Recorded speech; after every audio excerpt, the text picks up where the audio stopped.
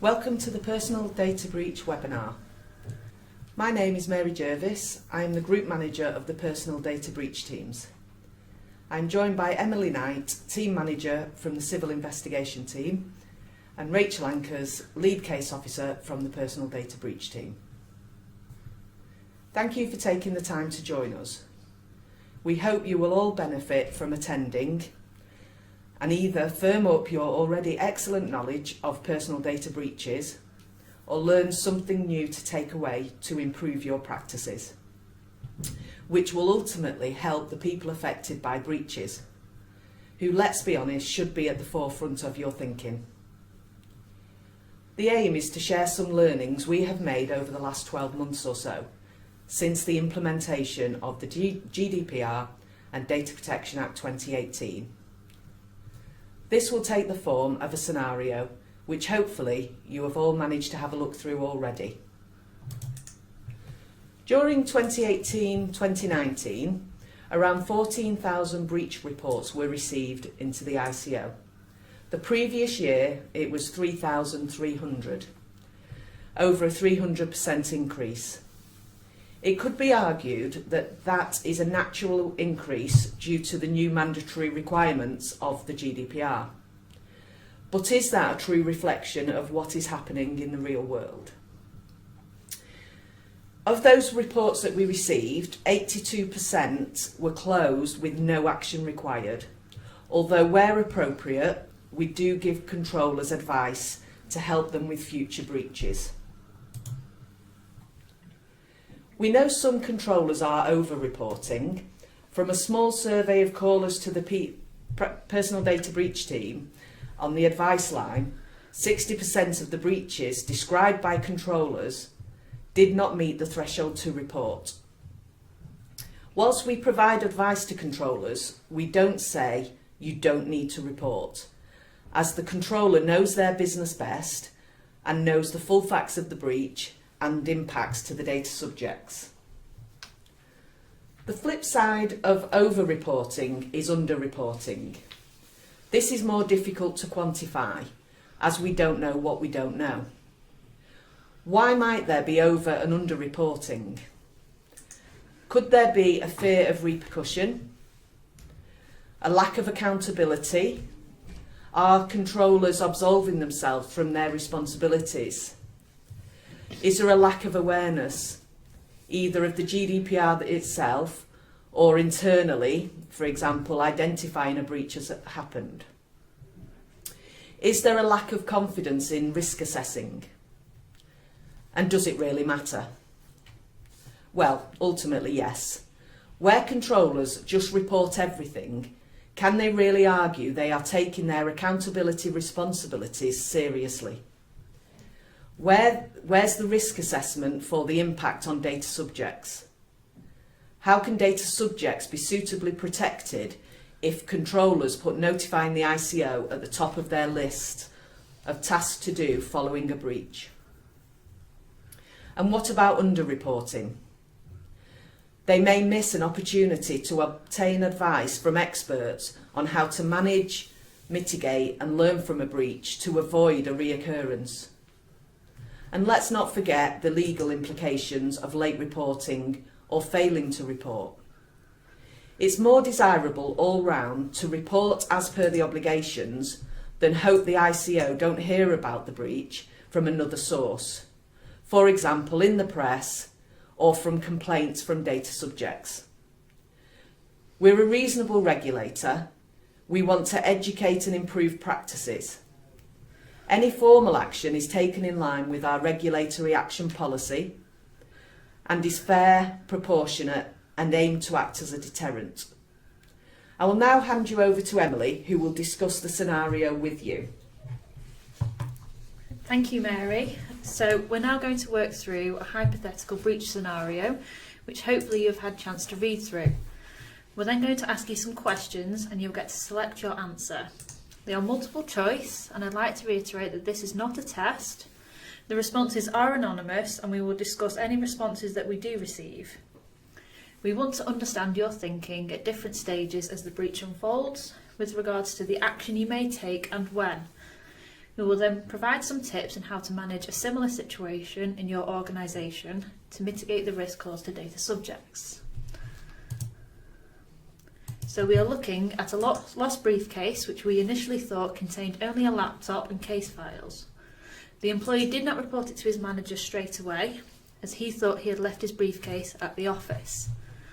However, he does report it, but it is a few days after he misplaces the briefcase. It then transpires that the laptop is not encrypted and it contains unredacted case files, as well as a hard copy of the case file in the briefcase. It is at this point the incident is reported to the DPO, who is out of the office until the following week. Over the weekend, details of the incident are published online and the press are in touch for a statement. The DPO reports the incident to the ICO upon their return to the office. So, what measures do you believe the controller should have had in place to prevent a breach of this nature and to manage the breach appropriately? Breach logs, incident reporting procedure, redaction policy, device and data security procedures for mobile workers, staff training, 72-hour awareness, or all of the above. We'll just give you a few moments to submit your answers. Brilliant. So the answer is G, all of the above, and it's great to see that most of you got that right, 92%. So having all of those in place would reduce the likelihood of the breach occurring in the first place and help to manage the breach appropriately. So just some points for you to consider. Having breach logs which records all the information outlined in Article 33 of the GDPR will help you to identify a breach, share details of a breach with the supervisory authority and learn lessons. It will also help you to identify the root cause and other contributing factors which might indicate any operational failures or areas of improvement. Having a robust breach reporting procedure where an employee can identify if a breach has occurred and report any incidents to the DPO is also key. This will enable the DPO to investigate the matter promptly, assess the risk caused to the data subjects and mitigate any damage caused. It will also help them to contain the data breach and fulfil the 72-hour reporting requirements.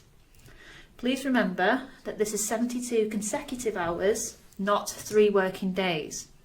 For example, if a breach happens on a Friday at 9 AM, it would be a better use of your time to investigate the matter promptly and assess the risk caused to data subjects, as the incident will need to be reported to the ICO by 9 AM on Monday if it is deemed a reportable data breach.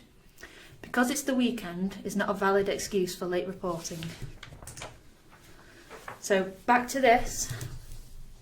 Had the personal data within the case files been redacted, when the DPO had completed their risk assessment, they would identify that the risk caused to the data subjects would be significantly reduced. Therefore, having a good redaction policy, which all employees are aware of and understand, would have reduced the risk caused to the data subject. Similarly, having a device and data security procedure for mobile workers would have prevented a breach of this nature occurring. In this scenario, had the device been encrypted, anyone who finds the laptop would not have been able to access the case files, and it would be easier for the laptop to be wiped. This again reduces the risk caused to the data subjects. The DPO's involvement in personal data breaches should be immediate, both in recovering and remediating the situation. You should also ensure that there are policies and procedures in place so that staff are aware of their responsibilities. You're probably one step ahead of me, but some things to consider in this scenario are: what checks were in place to ensure all old laptops were updated with the relevant security? Should the employee have had hard copies of case files when outside of the office? Is there a mobile working policy in place? Does this policy include the requirement for staff not to leave personal data unattended? And did the staff member adhere to policies and procedures? In relation to staff training, generic training does not meet all needs. You should carry out a regular analysis of training requirements and address gaps promptly. This would help to ensure that those who have particular responsibilities or do particular types of work that involve sensitive personal data do not face a greater risk of breaches. For example, a lawyer would need role-specific training which covers a higher level of detail. Processes should be put in place to ensure that all staff have completed relevant role-specific training and that they are aware of and understand the policies and procedures in place. These should be assessed and updated regularly, and staff should be updated accordingly. So, when should the DPO have been informed of the breach? Sunday the 30th of June, when the employee could not locate the briefcase. Monday the 1st of July, when the employee realised that he had lost his briefcase. Or Wednesday the 3rd of July, when the IT department discovered that the laptop was not encrypted and the paper files were not redacted.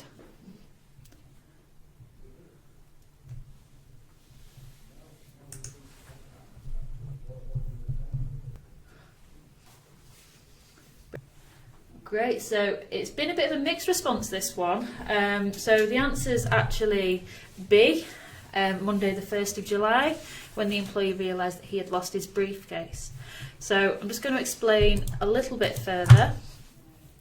So on Sunday the 30th of June, the employee could not locate his briefcase, but he believed he had left it in the office. Therefore, at this point, the employee could not be reasonably certain that a data breach had occurred. On Monday the 1st of July is when the employee became reasonably aware that a data breach had occurred, as this is the day he discovered that the briefcase was missing. Therefore, we would expect controllers to ensure that as part of their breach reporting process, it is a requirement for employees to inform their DPO as soon as a personal data breach is discovered, as this allows the DPO to assess and mitigate the risk to data subjects within the 72-hour requirement. If the employee knew for certain that the briefcase was missing over the weekend, we would expect the controller to have an out-of-hours process to report devices or data as missing in order for the risk to the data subjects to be assessed and mitigated where possible. So just some points to consider. It is important to ensure that staff receive appropriate training about what constitutes a personal data breach so that incidents can be flagged to the relevant person within your organisation as soon as possible. This then ensures that the incident is investigated promptly, the risk to the data subjects is assessed and mitigated, and if you deem it not unlikely to cause a risk to the data subjects, report it to the ICO within 72 hours. Some organisations may have numerous employees responsible for reporting personal data breaches within their relevant business area. Therefore, it is important you ensure consistency in how breaches are investigated and escalated across all business areas. This will then enable you to analyse trends, which allows wider issues and themes to be identified and addressed. You probably already have a process in place for when breaches occur out of normal office hours, but if you haven't, it's something for you to take away and assess. So I'm now going to hand over to Rachel for the next few slides. Thanks, Emily. So we'll just move on to the next question. So, based on the full facts of the scenario, who should the controller inform about the breach? Is that A, the ICO, which falls under Article 33, B, the data subjects, which falls under Article 34, C, the data subjects and the ICO, or D, no one? Just give you a few moments to submit your answers. So we're now going to close the poll in 3, 2, 1. Okay, so the answer for this question is C, the data subjects and the ICO. So I can see that 100% of you got that correct. So I now want to talk about this question in 2 sections, as there's a lot of important information for you to consider when assessing if you should inform the data subjects and the ICO about a breach. We will talk about why you should inform the data subjects first of all. So under Article 34 of the GDPR, this requires you to inform individuals without undue delay if the breach is likely to result in a high risk to their rights and freedoms. So we know that the data involved in this breach relates to the individual's criminal convictions, health data, and data revealing racial or ethnic origin. This type of information is defined as special category data under the GDPR, which is considered to be higher in sensitivity compared to somebody's basic personal identifiers, for example. The fact that this data is being shared online and via the press increases the risk to the individual's rights and freedoms, as the controller has no control over how the information will be further shared or used. As the press is also running stories relating to the data, you can be fairly certain that this information will be shared with numerous members of the public. So we'll now look at some points to consider when assessing if you should inform data subjects of a breach.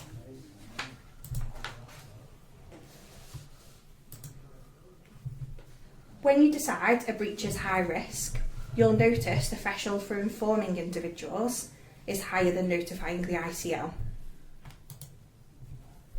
Therefore, it is imperative you conduct a risk assessment for every breach as soon as possible to know if you need to inform data subjects. We expect you to assess both the severity of the potential or actual impact on data subjects and the likelihood of this occurring. If the impact of the breach is more severe, the risk is higher. If the likelihood of the consequences is greater, then again the risk is higher. In any cases that you consider the risk to be high, you'll need to promptly tell those affected, particularly if there is a need to mitigate an immediate risk of damage to them, as one of the main reasons for notifying individuals is to help them take steps to protect themselves from the effects of a breach. In this particular scenario, it doesn't contain further details of the nature of the special category data involved.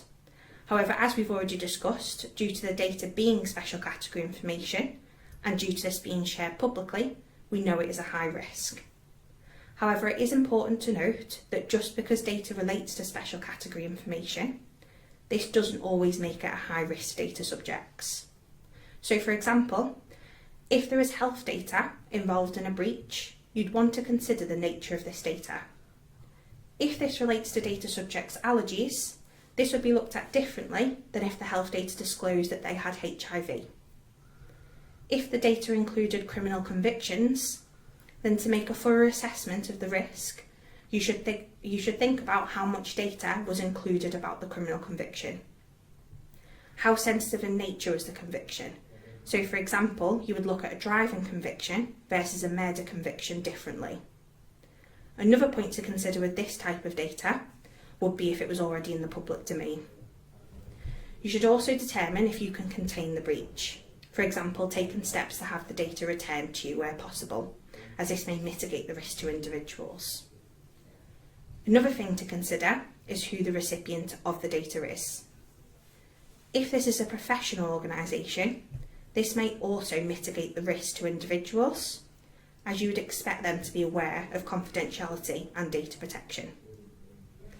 However, if the recipient was the data subject's ex-partner and there is a history of domestic abuse, you would want to consider if the breach has put the physical safety of the individual at risk.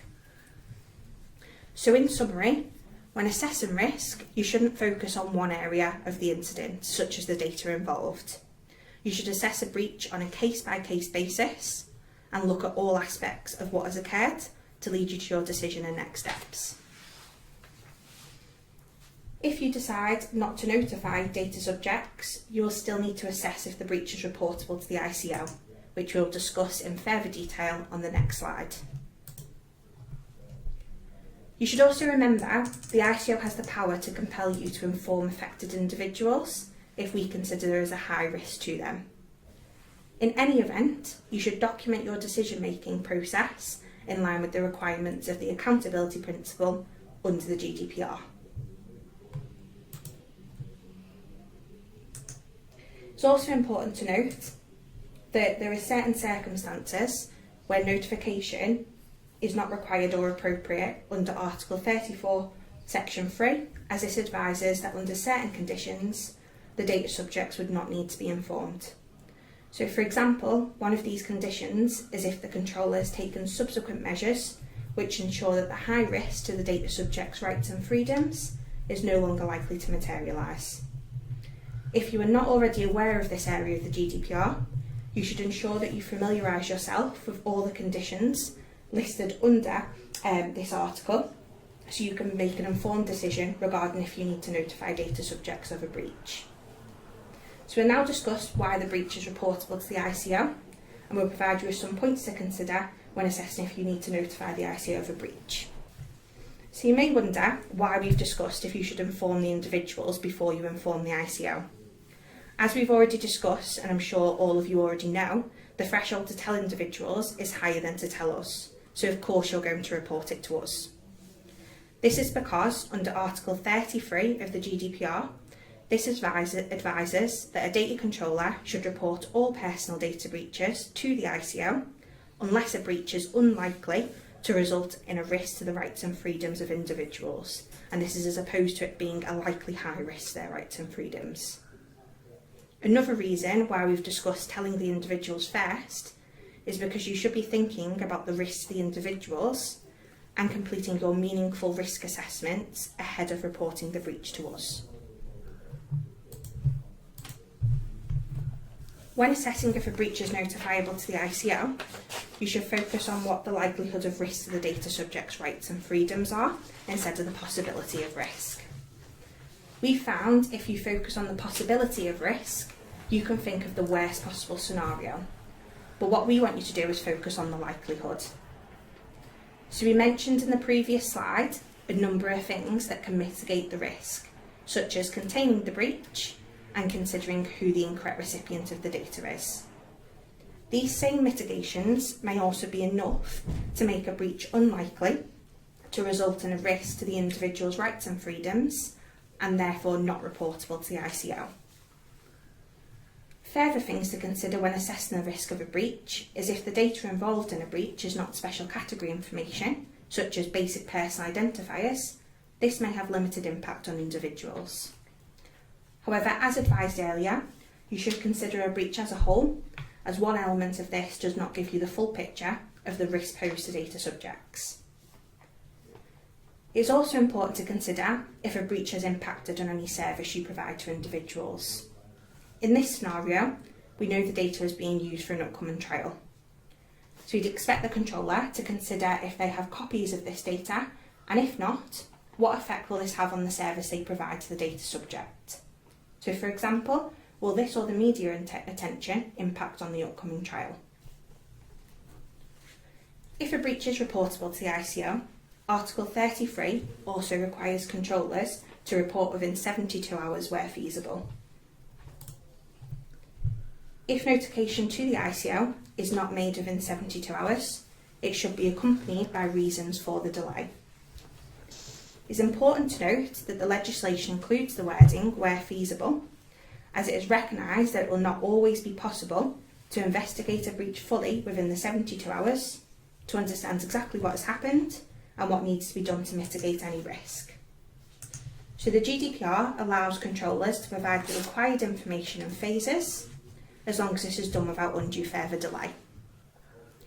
However, you should always ensure that you assess the risk to individuals within 72 hours of becoming aware of a breach based on the information you know, regardless of if you haven't completed your full investigation. If within the 72 hours you cannot be certain that the risk to the data subjects is unlikely, you should report the breach to us and provide a follow-up notification when your investigation is complete. There may be occasions when you first assess the risk to be unlikely, but after the 72 hours have passed, you may receive some new information which changes your risk assessment and makes the breach reportable to the ICO.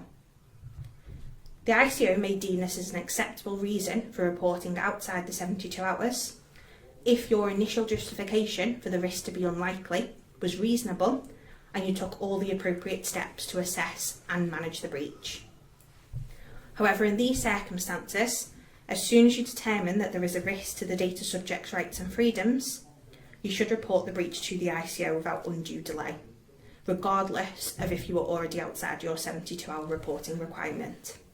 So, for example, if you receive new information a week after becoming aware of the breach, which changes your initial risk assessment from unlikely to likely, it wouldn't be justified to then wait another week to notify the ICO just because you're already outside of your 72-hour reporting window.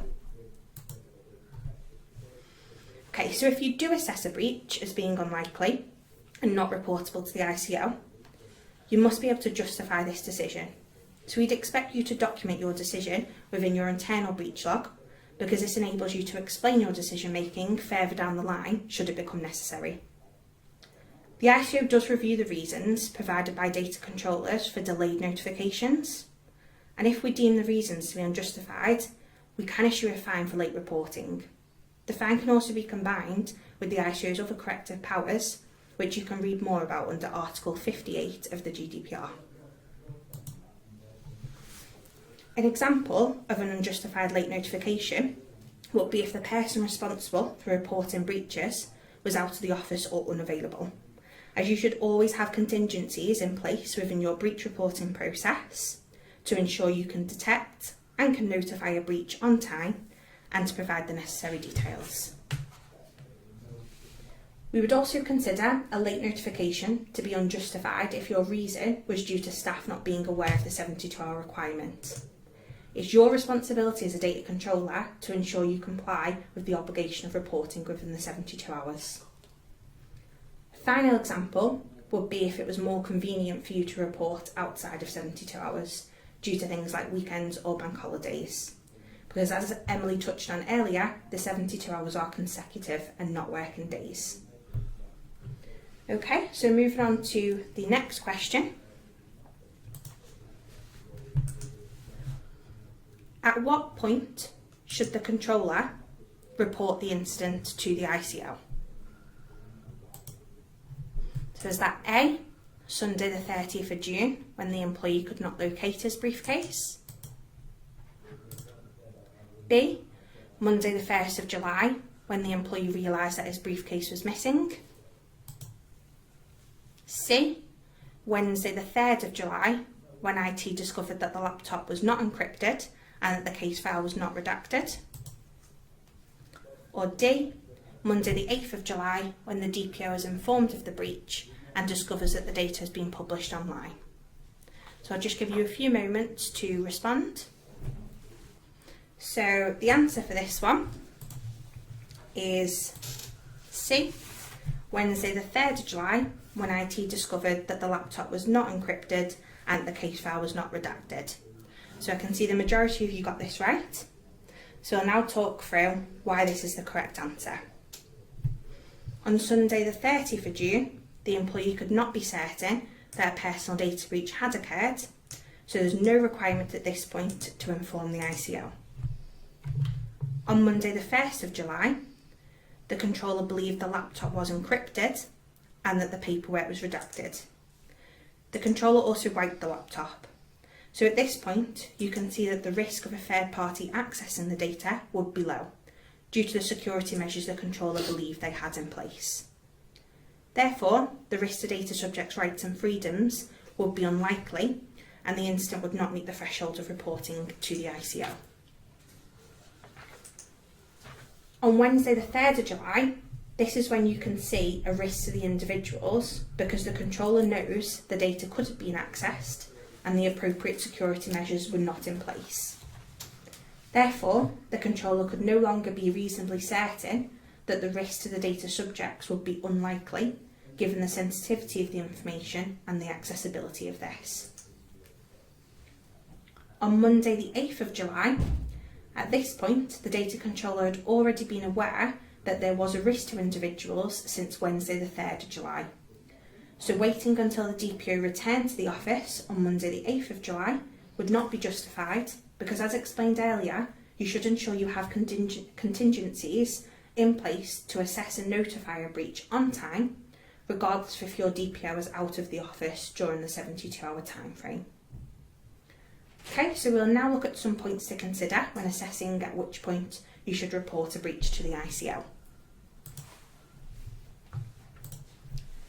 So we receive a lot of reports from controllers advising that they are unsure if they are the data controller for the information that's been breached, or that they are still investigating the incident to determine if a breach has actually occurred. You should only report personal data breaches when you are reasonably certain that one has occurred and that it meets the threshold for reporting to the ICO. Your 72 hours to report to us would only begin when you can say that you are reasonably aware that a personal data breach has occurred within your organisation. However, you must ensure that you take all reasonable steps to investigate an incident and determine if a breach has occurred as soon as possible in order to comply with your obligations under the GDPR and to mitigate any risk to data subjects. In this scenario, you can see why it's important a breach log is kept, as we would require the controller to inform us of their decision making for not reporting within 72 hours. This would also be an opportunity for the controller to recognise gaps in their breach reporting process when it comes to reporting within the 72-hour time frame. A breach log will also help you to continuously assess the risk of a breach as and when you discover any new information. This will also allow you to identify at the earliest opportunity when a data breach may become reportable to the ICO or when you need to inform the data subjects. Okay, we'll now move on to the final question. So, what action do you think should be the first priority? So, A, to inform the ICO. B, to inform the data subjects. C, to secure the data. D, to take action against the staff member involved in the breach. E, to deal with the media inquiry. Or F, none of the above. So I'll just give you a few moments to submit your answers. Okay, so the answer is C, to secure the data. So I can see again that the majority of you got this correct. So securing the data from further harm and containing the incident should be your first priority, as these actions can mitigate the risk to data subjects. So to contain this particular breach, we'd expect the controller to attempt where possible to make contact with the person who has the data in order to request them to return this and to remove this from the internet. And as the controller did in this scenario, we'd expect them to disable and wipe, where possible, any devices containing personal data that have been reported as missing. We'll now have a look at some points to consider when securing the data. So some generic things you can consider doing to secure the data in other types of common breaches we receive would be, for example, if a letter is sent to an incorrect address, you could send another letter addressed to the occupier requesting them to return the data to you. As I'm sure you all know, it is best practice, where appropriate, to have your return address on the envelopes you use to send letters, as this helps to prevent an unintended recipient opening the letter to find out who they need to send this back to. If the letter is returned to you unopened, you can be confident that the data contained has not been viewed by an unauthorised third party, which assists you with your risk assessment. Another common breach we receive relates to the data being uploaded in error to a website or a shared drive, for example. You should take steps to remove the data as soon as possible so you can prevent any unauthorised access to the data. You should also consider what audit logs you can put into place to know how many times the data was accessed and by who. If you can see from your audit logs that the data has not been accessed, then you can be confident that there's no risk to the data subjects. If you can see who has accessed the data during the time this is accessible, for example, if staff have accessed a shared folder because of incorrect permission levels, this would provide you with the opportunity to remind those specific staff of their responsibilities under the GDPR and to inform them that the data should be kept confidential. If the appropriate steps are taken to secure the data, in some cases that can be enough to make the breach unlikely to result in a risk to individuals' rights and freedoms, and therefore not notifiable to the ICO or the data subjects. If your attempts to secure the data are unsuccessful, this can also help your risk assessment when deciding if this meets the threshold of informing us or the data subjects, as you can consider how this would affect the risk given that you cannot secure the data involved in the breach. So I'll now move on to the next slide regarding some common issues we see, and I'll hand this back to Mary. Thank you, Rachel and Emily. And judging from the responses we've had to the questions regarding the scenario, most of you have a good handle on your responsibilities under GDPR. But let's take a few minutes to discuss the most common issues we've experienced during the first year of GDPR. By not effectively assessing the risk, controllers are potentially denying individuals the opportunity to protect themselves from harm. They risk over-reporting and not learning from the breach. They may also be infringing other areas of the GDPR, for example, Article 5, Section 2, the accountability principle. Linked to the above point is not using the 72 hours effectively. If all the information is not yet known, controllers can report in stages, but it remains their responsibility to provide all the information to us. The information required is in Article 33, Section 3. Deciding whether to tell data subjects is a tricky one.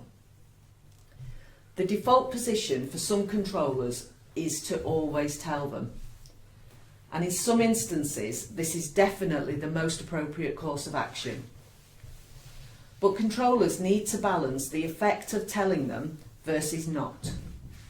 Being transparent may sound good, but think of the consequences of telling the individuals when it's not required.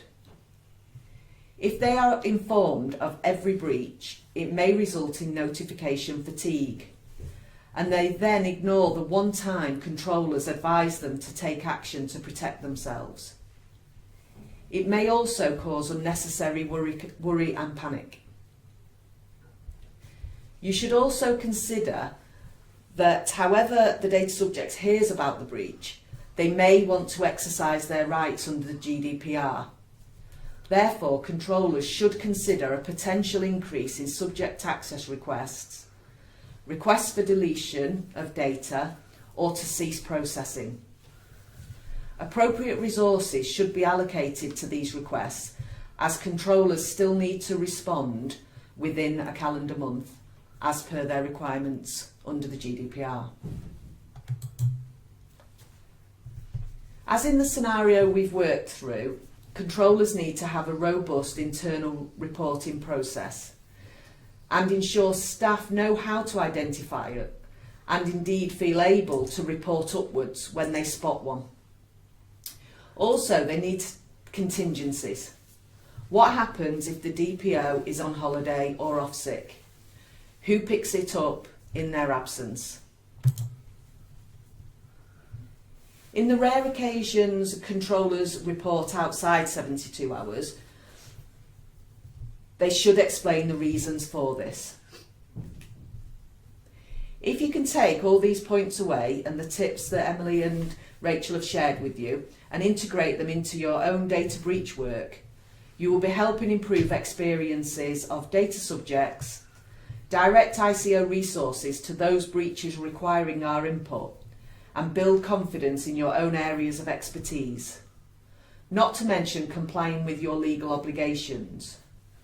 This in turn will help build your reputations as controllers who take personal data they handle seriously, as you recognise that sometimes things do go wrong, but when this happens, you act, and you act swiftly and appropriately. If you are ever unsure, you can use the self-assessment tool on the website, or for more complicated breaches, give us a call on the Personal Data Breach Advice line. We are happy to talk you through your breach and help you come to your own decision. That brings us to the end of today's webinar. Thank you for listening.